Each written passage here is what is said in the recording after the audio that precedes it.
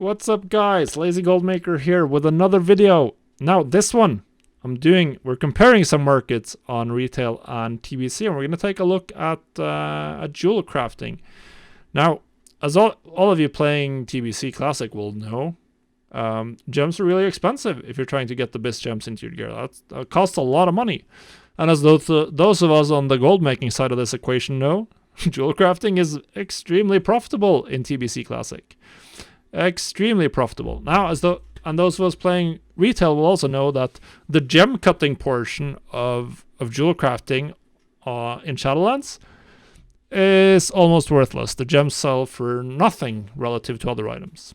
So I thought we'd take a look at the reason why, and how Jewelcrafting has changed to make this happen, and how the overall structure of farming, material gains per hour, how many gems or how much ore you need. We'll take a look at all of it and try to understand why this might be happening. So the interesting part here, of course, is this. This is from today. On my highest population, one of the highest population EU realms, the jewel clusters are selling from between 15 and 27 gold.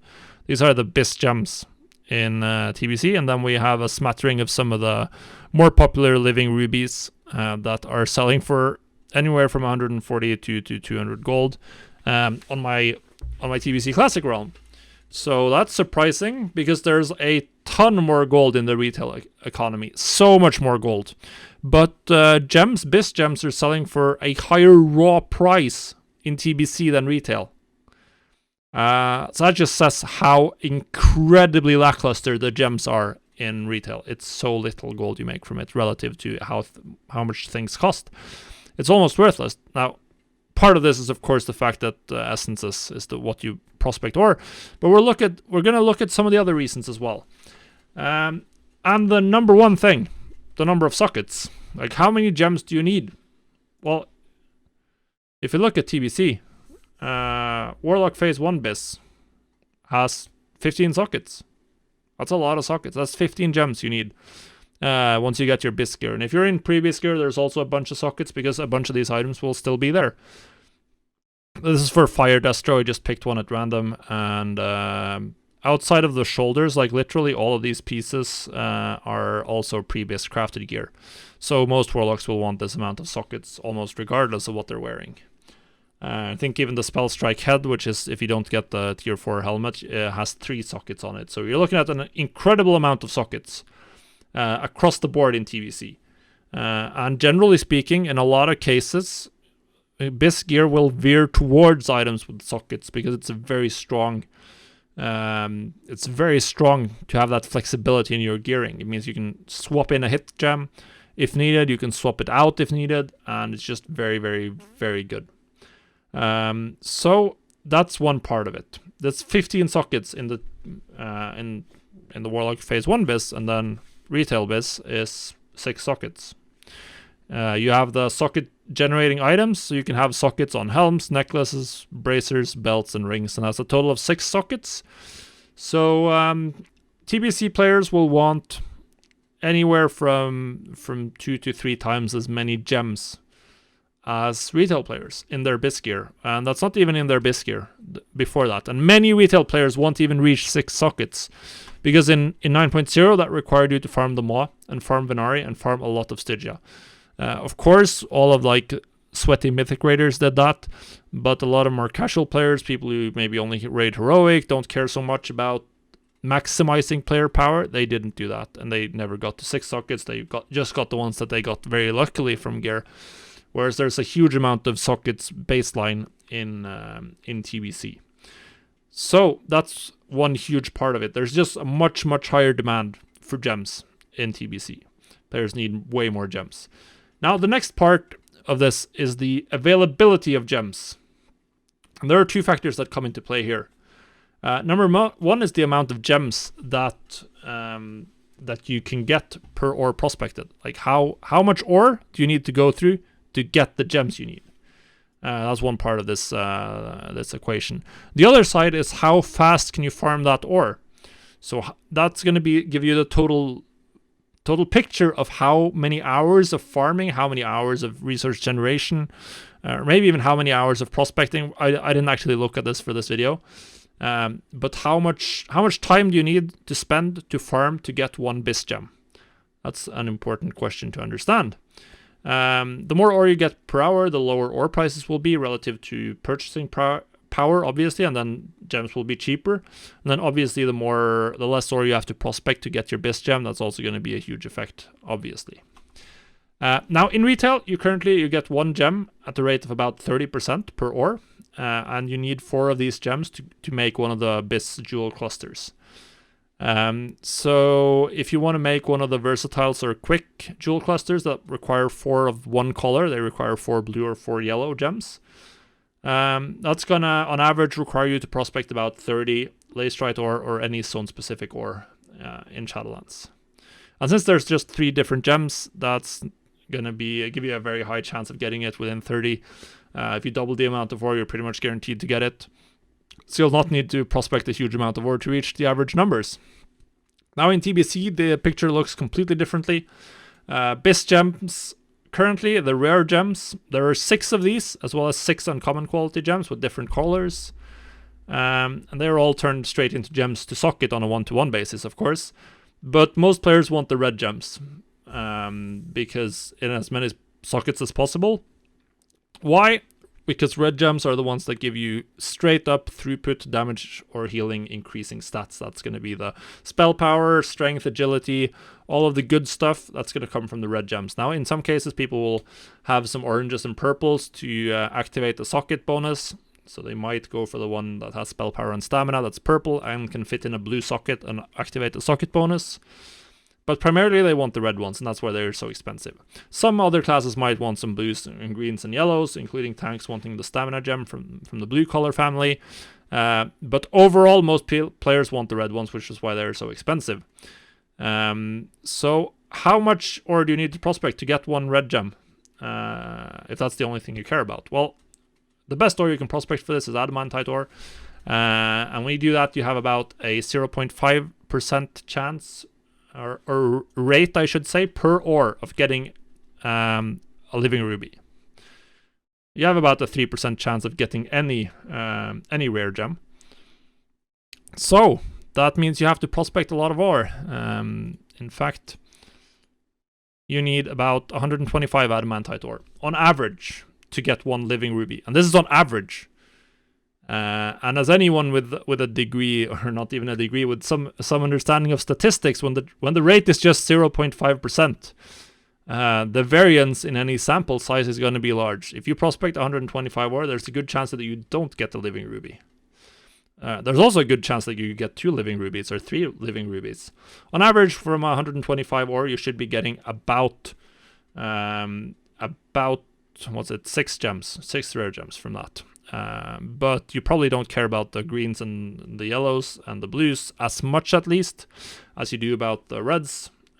So that's it. You need a lot more ore per bis gem, at least for the really good bis gems. For the less good ones, it depends a little bit on how you value the other colors, but still, getting one living ruby, if that's the only thing you care about, that's going to take you 125. Or getting one versatile versatile jewel cluster, or one quick jewel cluster, if that's the only thing you care about, that's going to on average cost you about 30 ore. So that's way more expensive on retail in terms of pure raw quantity of ore you need to prospect. Essentially, you get gems thrown after you in retail, which is part of why it's so bad. Next up, how much ore do you get per hour? Well, I took a look at a couple of videos, farming videos. I'm not a farmer myself. For 2 on retail, it seemed to get about 700 total lacerite plus zone-specific ore per hour, and you also get a little bit of lithium if you do one of these routes. So maybe effectively 800, 900 ore. It doesn't really matter that much. You're getting a lot of ore per hour, and then for someone doing the loop around Nagrand, presumably on an epic flying mount, you can get about 170 adamantite ore per hour. You're also getting a lot of primals and some gems and some other stuff from that. But that's the main thing. So you're getting ore at at 3 to 4 times the rate per hour in retail. So now we're starting to look at some pretty hefty effects. So you need half the number of gems, and you need 1/5 the number of ore, and you get ore at 3 to 4 times the rate. You're looking at, as we'll see when we put all this together and figure out how much farming time do you need per gem. Well, for retail, it's about 2.5 minutes average farming time for each biscuit gem. And for TBC or for TBC, you're looking at 44 minutes per living ruby. 44 minutes is what it takes to get a living ruby if you're just farming adamantite ore and just prospecting all of that, and you only cared about getting the living ruby from it. Of course, you're going to get, in both cases, you're going to get other side products, both from the farming and from the prospecting. In retail, you'll get essences as well, which are way more valuable than the gems. In TBC, you'll also be getting all of the other gems. You'll be getting uncommon gems. You'll be getting extra rare gems. You'll be getting adamantite powder. But it doesn't change the overall fact, which is you need a ton more time per gem. So every gem in TBC takes a lot more time to generate, and people need a lot more of them. So put those things together, and it's pretty understandable why jewel crafting and gems cost like a significant, like a meaningful amount of gold compared to how much you make. Whereas in retail, they are an afterthought. They're not even the main product from prospecting. The main product from prospecting is the essences for base legendaries from jewel crafting. So that's the full structure, and that's why jewel crafting is so much more rewarding. In fact, in TBC, part of it, it requires a lot more ore and a lot more time to get the gems out, and also the variance. I didn't even touch on that, but there's a huge variance in TBC and in most old world prospecting, because you had the different gem colors where some were typically a lot more valuable than the others, whereas the gem colors are not. The difference is not particularly larger. It doesn't even matter in retail because you just get so many gems regardless. Like, I've vendored probably thousands of Angersai because they're useless almost. They're pretty much worth their vendor value, and that's not the case for anything in TBC. So yeah, hopefully this was interesting. Just doing a little bit of I like doing some of these case studies, and I think this one is really just shows the fall from grace for jewel crafting. It was consistently one of the best professions, primarily for gems and prospecting. But they have consistently made gems more and more easily obtainable from prospecting. And in retail, to the point where gems are really just like a worthless side product from prospecting for essences. Whereas back in the day, it was the main reason to prospect was to get these very powerful, very strong, very useful gems. That's not the case anymore. And gems are worthless, and prospecting is also almost worthless for that reason. Well, actually, it's not worthless. It's very valuable to be able to prospect for your essences, and then be able to use your gems for something useful. I have posts about how I do this. I do a lot of prospecting actually on retail.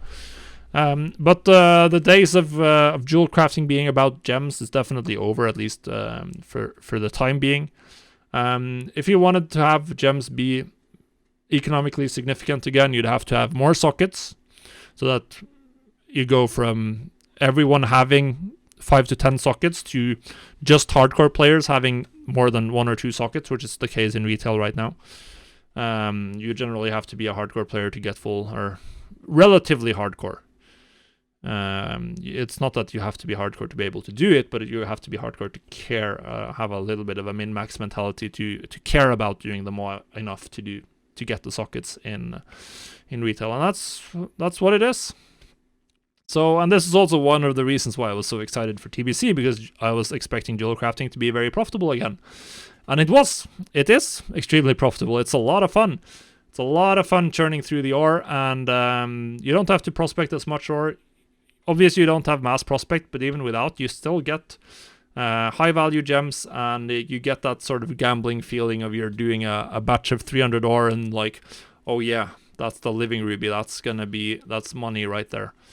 If they want to change this, I don't think Blizzard wants to change this. I think they like gems being cheap, to be honest. I think That's definitely been the case with all item enhancements. All permanent item enhancements in Shadowlands are very, very cheap. Jewelcrafting, enchanting, extremely cheap. And I presume if we did the same math for enchanting, we'd find that the average farming time to get, say, a Sinful Revelation enchant or whatever is very, very, very low compared to what we'd have in TBC Classic or Classic, where they're probably expected farming time to get all the materials for one of these enchants is a lot higher. You can argue either way. In one way, I think it's nice to be able to spend some time just generating gold, and that's going to help increasing your character power. And it also makes material farming feel a lot more impactful, whereas it's not really impactful in Shadowlands in retail. You're just doing volume, you're just selling it, and you'll get some gold, and then you can spend that on something else.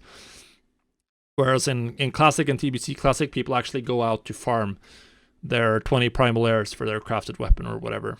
But that would never happen in current retail. And it seems to be a willed choice that they want to take the emphasis a little bit away from materials and professions as an important part of player power, I should say.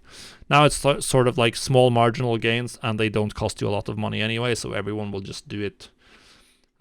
So yeah, what are your thoughts? Are you enjoying Jewelcrafting in TBC? Do you think we should get back to more expensive item enhancements? I personally actually think that, because I really enjoy that, even as a player, being able to spend those resources on improving my character. But I'm sure other people will disagree. Either way, if you enjoyed the video, leave a like down below, leave a comment if you have any thoughts, and we'll see you on the next video. Goodbye, guys!